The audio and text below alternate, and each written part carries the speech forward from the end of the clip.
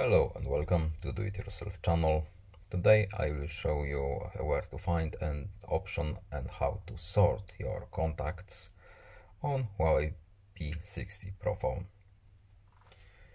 Firstly, we have to go to our contacts. So we will tap telephone here.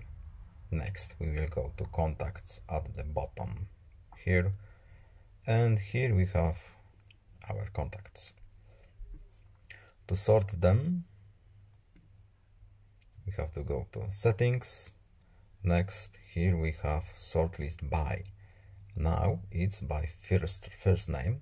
Now we can sort it by the last name, or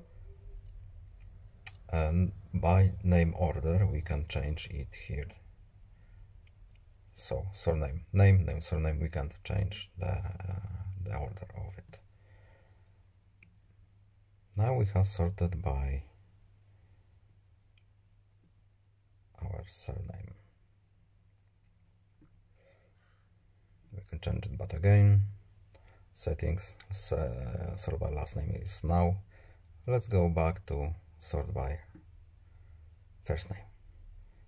And it's back as it was. And that's all.